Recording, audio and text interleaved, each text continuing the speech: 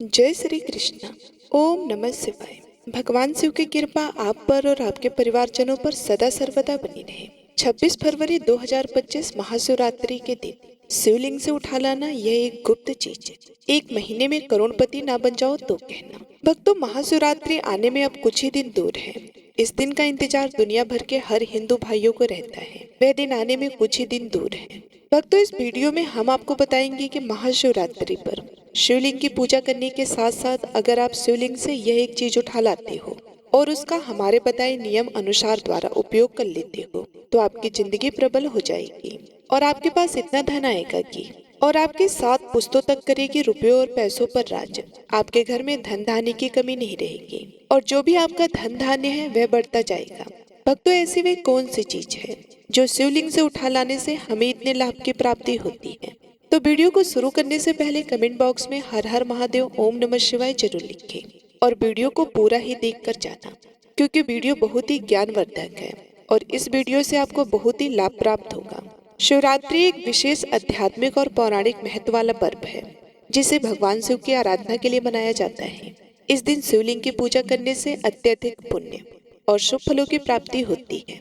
विभिन्न मान्यताओं के अनुसार शिवलिंग से कोई एक ऐसी चीज उठाकर अपने घर ले जाना। महाशिवरात्रि पर शिवलिंग से उठाने योग्य एक वस्तु बिल्व पत्र यानी कि बेलपत्र शिव भगवान को बहुत ही अत्यधिक प्रिय है। भगवान शिव की पूजा में बेलपत्र का होना एक बहुत ही महत्वपूर्ण चीज है। बेलपत्र के बिना भगवान शिव की पूजा अधूरी मानी जाती है। शिवलिंग की पूजा कैसे की जाती है, पहले हम यह जान लेते हैं। देखिए भक्तों, शिवरात्रि पर शिवलिंग की पूजा करना एक महत्वपूर्ण अनुष्ठान है। यह शिवलिंग की पूजा करने की विधि हम आपको इस वीडियो में विस्तार पूर्वक बताएंगे और आपको यह भी समझाएंगे कि आपको शिवलिंग की पूजा किस तरीके से करना है और ऐसी कौन सी गलतियां हैं जो शिवलिंग की पूजा करने के दौरान नहीं करना है। तो चलिए आगे जानते हैं पूजा की तैयारी आप सभी लोगों को सबसे पहले कैसे करनी है। शिवलिंग की पूजा करने से पहले कुछ तैयारी वगैरह होती है, उनको कर लेना चाहिए। तो सबसे पहले तो आपको जो शिवरात्रि का दिन होता है उस दिन आपको अच्छी तरीके से नहा लेना है। स्नान करने के बाद पूजा स्थल को अच्छी तरीके से साफ सफाई कर लेना है। शिवरात्रि के दिन सुबह स्नान करें और पूजा स्थल की अच्छी तरीके से सफाई करें। हो सके तो भक्तों आप ब्रह्म मुहूर्त में उठकर स्नान करें। अगर आप ऐसा कर सकते हैं तो जरूर करें। और अगर आप अपने नहाने वाले पानी में थोड़ा सा गंगा जल डाल ले तो ये और भी अच्छा होगा, क्योंकि ये काफी ज्यादा शुभ माना जाता है। अगर आप गंगा जल के साथ स्नान करते हैं तो आपका स्नान स्वच्छ और भी अधिक स्वच्छ माना जाएगा। शिवलिंग की सफाई आपको कर लेनी है। अच्छी तरीके से उसे साफ पानी से अच्छे तरीके से धो लेना है और सफाई करने के बाद आपको क्या करना है, पूजा की जो सामग्री है उसको एकत्रित कर लेना है। चलिए अब वह भी जान लेते हैं कि आपको पूजा की सामग्री में क्या क्या लगेगा। तो पहले आप उनको अच्छे तरीके से जान लें। सबसे पहले आपको फूल और पत्तियां, फल, दूध, दही, घी, चंदन, भस्म और हो सके तो थोड़ी सी भांग भी आप जरूर रखें। पूजा की सामग्री में आपको भांग भी जरूर रखना चाहिए, क्योंकि भांग शिव जी को अत्यंत प्रिय है। कहा जाता है कि शिव की पूजा में भांग का बहुत ही ज्यादा महत्वपूर्ण है। और एक और चीज, बेलपत्र। बेलपत्र का तो बहुत ही ज्यादा महत्व है। हो सके तो आप बेलपत्र जो 3 पत्ती वाला बिल्व पत्र होता है उसका ही यूज करें। इसके बाद आपको क्या करना है कि सभी सामग्री को अच्छी तरीके से एकत्रित यानी कि इकट्ठा कर लेना है। अब चलिए पूजा की विधि भी जान लेते हैं कि आपको इस सामग्री को किस तरीके से पूजा की सामग्री में यूज करना है। पूजा विधि में सबसे पहले आप शिवलिंग पर दूध से शिवलिंग का अभिषेक करें और उसके बाद शिवलिंग पर दही चढ़ाएं और उसको अच्छी तरीके से अभिषेक करेंगे। दूध और दही चढ़ाने के बाद आपको क्या करना है, उस पर फिर से थोड़ा सा पानी डाल देना है। अन्य जो आपका गंगा जल है उसको डाल देना है और अच्छी तरीके से स्वच्छ कर लेना है। अब इसके बाद आपको फूल और पत्ते लेना है, उनको चढ़ा देना है। शिवलिंग पर फूल और पत्तियां भी सादी चढ़ा सकते हैं या फिर बेलपत्र भी चढ़ा सकते हैं। उसके बाद फल चढ़ाएं। शिवलिंग पर फल चढ़ाने के बाद आपको थोड़ा सा घी लेना है। उस घी को आपको जो शिवलिंग होती है उसके ऊपर चढ़ा दें और हाथों से थोड़ा सा उसके ऊपर चढ़ा दीजिए। अब इसके बाद आपको क्या करना है, जो चंदन होता है उसको आपको अपनी हथेलियों पर घिस लेना है और उसके बाद आपको शिवलिंग पर तिलक करना है। तिलक करने के बाद आपको चावल लेना है। भक्तों, आपको चावल एकदम लंबे और टूटे हुए नहीं लेना है, एकदम स्वच्छ चावल लेना है। शिव जी की पूजा में चावल हमेशा आपके बड़े वाले चावल और एक भी चावल टूटा फूटा नहीं होना चाहिए। एकदम बड़े चावल साबुत लेना है। आपको अब इसके बाद में आपको तिलक करने के बाद आपको थोड़ी सी भस्म लेना है और उसको भी आपको शिवलिंग पर चढ़ा देनी है। भस्म चढ़ाने के बाद अब आपको थोड़ी सी भांग लेना है। भांग लेने के बाद आपको उसको जो है शिवलिंग होती है उसके ऊपर चढ़ा देनी है। अब सभी चीजों को आपको शिवलिंग पर अर्पित कर देना है और अगर पूजा में आप हो सके तो थोड़ा सा धतूरा भी ले सकते हैं, क्योंकि शिवजी को धतूरा अत्यंत प्रिय है। आप उसको भी चढ़ा सकते हैं और अगर आपके पास इतनी ही सामग्री है तो आप इतनी भी सामग्री को चढ़ा सकती हैं। अब इसके बाद आपको शिवलिंग की परिक्रमा करनी है और शिवलिंग की परिक्रमा करते हुए भगवान शिव की पूजा तो आपने पहले ही कर ली है और उसके बाद आपको परिक्रमा 2 परिक्रमा आपको करनी है शिवलिंग की और अपनी मनोकामना को बोलना है। अब इसके बाद आपको आरती करनी है, भगवान शिव की आरती करें और इसके बाद आपने जो भी भोग भगवान शिव के लिए बनाया था उसको सभी लोगों में वितरित कर दी। यहाँ पर कुछ महत्वपूर्ण बातें हैं जो आपको व्रत के दौरान रखना है। देखिए, हमारे शास्त्रों और पुराणों में ऐसा कहा जाता है कि शिवरात्रि का व्रत रखना एक महत्वपूर्ण अनुष्ठान है। भगवान शिव के मंत्रों का जाप करना अत्यंत ही महत्वपूर्ण है।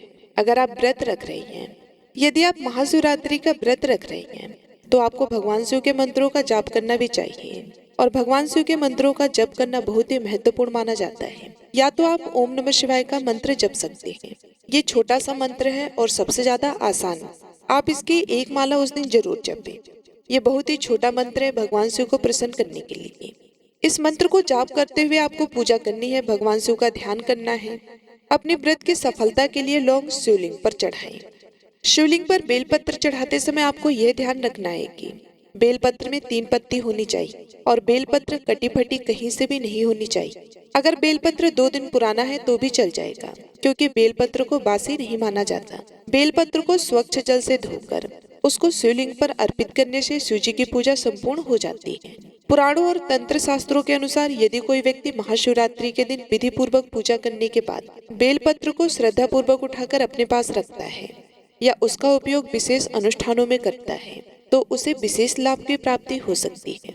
बिल्व पत्र को शिवलिंग से उठाने के लाभ की प्राप्ति होती है। महाशिवरात्रि के दिन शिवलिंग से बेलपत्र उठा लाने से आपको विभिन्न प्रकार के लाभ होते हैं, जैसे कि धन और समृद्धि में वृद्धि। महाशिवरात्रि पर शिवलिंग पर चढ़ाया गया बिल्व पत्र अत्यंत ही पवित्र और ऊर्जा से युक्त माना जाता है। इसे तिजोरी या व्यापार स्थल पर रखने से धन की वृद्धि होती है। देखिए, आप क्या करेंगी, उस बेलपत्र को लें और अपने पूजा स्थान पर रख लें। उसे अगले दिन एक लाल कलर के कपड़े में रखकर अपने तिजोरी में रख दें, जहाँ पर आप अपना ध्यान रखते हैं। इस उपाय को करने से आपका धन खत्म नहीं होगा और उसमें बढ़ोतरी होगी। माता लक्ष्मी आपसे प्रसन्न हो जाएंगी। अब बात करेंगे नौकरी और व्यापार में सफलता मिलती है। बिल्व पत्र अपने घर में रखने से जो अगला लाभ आप सभी लोगों को मिलेगा वे है नौकरी और व्यापार में सफलता, स्वास्थ्य में सुधार।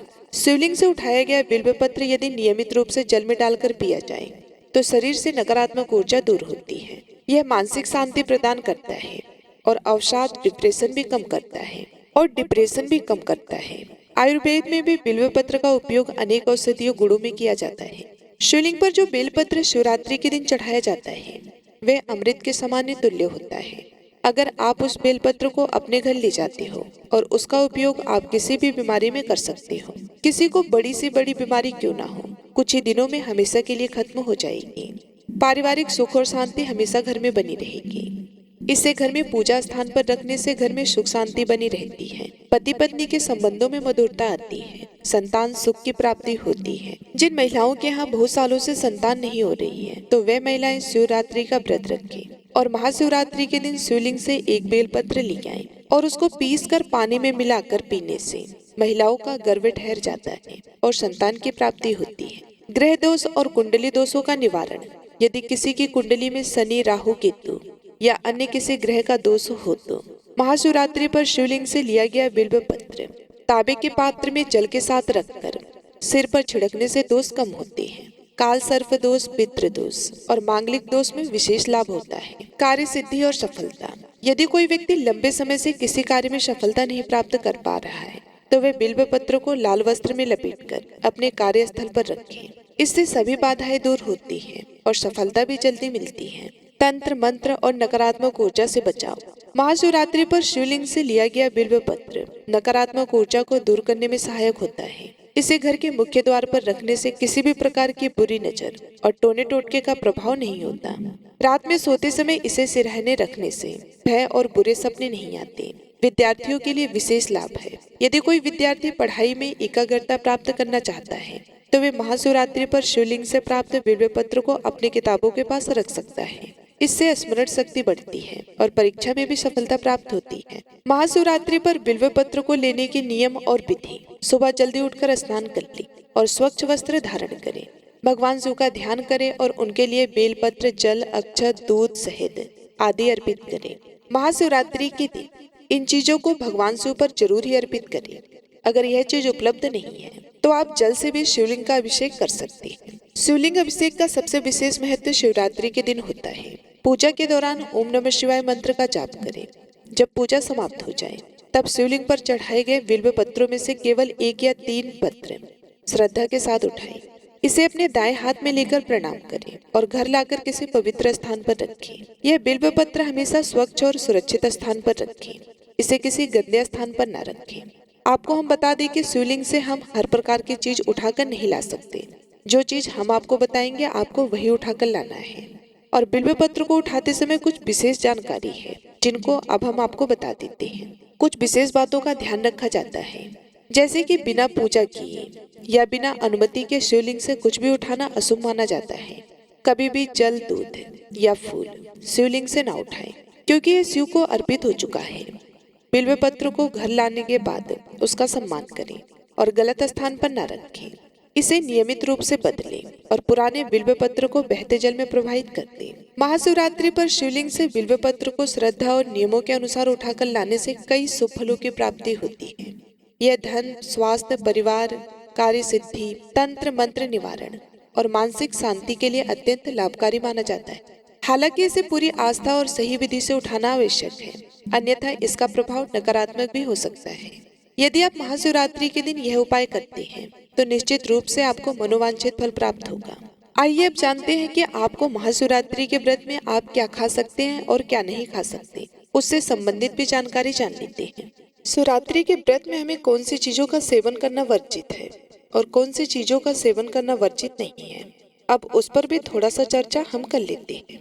तो सबसे पहले जानेंगे हम कि शिवरात्रि व्रत में हमें क्या खाना चाहिए जिससे हमारा व्रत बना रहे और उसमें कोई प्रॉब्लम ना हो और ना ही वह खंडित हो। शिवरात्रि के व्रत में फलाहार किया जाता है। इस व्रत में अन्न का सेवन कम करना चाहिए। वहीं कुछ खास तरह का व्रत भोजन किए जा सकते हैं। शिवरात्रि के व्रत में क्या खाया जा सकता है? सेब, केला, संतरा, अनार जैसे फल खाए जा सकते हैं। साबूदाने की खिचड़ी, लड्डू, हलवा खाए जा सकते हैं। कुट्टू का पराठा भी खाया जा सकता है। नारियल पानी और समा चावल की खीर भी खाई जा सकती है। ड्राई फ्रूट्स जैसे काजू, किशमिश, बादाम, मखाना ये सब भी खाए जा सकते हैं। ठंडाई भी पी जा सकती है। धनिया, जीरा और सौंफ जैसे अन्य भी खाए जा सकते हैं।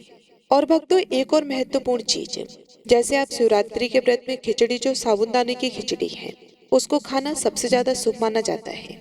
कहा जाता है कि अगर आप शिवरात्रि के दिन अगर साबूदाने की खिचड़ी बनाते हैं और उसका दान पुण्य करते हैं तो इसको हिंदू शास्त्र में काफी ज्यादा शुभ माना जाता है।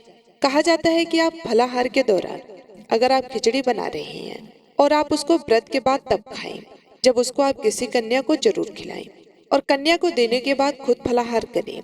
अगर आप ऐसा करते हैं तो यह आपके लिए बहुत ही ज्यादा अच्छा होगा। तो चलिए भक्तों, यहाँ पर हम उन चीजों के बारे में जान लेते हैं जो हमें व्रत के दौरान करना चाहिए। अब हम आपको एक और महत्वपूर्ण जानकारी बता देते हैं, जैसे कि आपके यहाँ जो व्रत रखते हैं तो कब फलाहार किया जाता है, आप कमेंट बॉक्स में जरूर बताएं। तो चलिए हम आपको यह बता देते हैं कि आपको फलाहार कब और कैसे करना है। जिस दिन शिवरात्रि का व्रत रहता है आपको उस दिन पूरे दिन व्रत ही रखना होता है। आप इस व्रत में पानी पी सकते हैं पर फलाहार नहीं कर सकते। अगर आप दिन में एक बार फलाहार करते हैं तो आपको रात को नहीं करना है और ना ही खाना खाना है। अब आपको जो अगर आप रात के टाइम फलाहार कर सकते हैं, आप कोई भी टाइम एक टाइम फल वगैरह खा सकते हैं और हो सके तो आप खिचड़ी वगैरह भी बनाकर खा सकते हैं। इस व्रत में आपको सुबह खाना खाना होता है, नहाने के बाद, और उसके बाद शिव जी की पूजा अर्चना करने के बाद आपको जो भी अपने लिए आपने खाना बनाया उसको थोड़ा सा शिव जी को चढ़ाना होता है और उसके बाद आप अपने व्रत का खुलासा कर सकते हैं। तो भक्तों, आप कमेंट बॉक्स में जरूर बताएं कि आपके यहाँ व्रत कैसे किया जाता है और कब व्रत का पारण किया जाता है। अब जान लेते हैं शिवरात्रि के व्रत में कौन कौन सी चीजें हमें नहीं करना चाहिए और उन चीजों के सेवन से हमें बचना चाहिए। शिवरात्रि के व्रत में क्या नहीं खाना चाहिए। गेहूं या चावल का सेवन बिल्कुल भी नहीं करना चाहिए।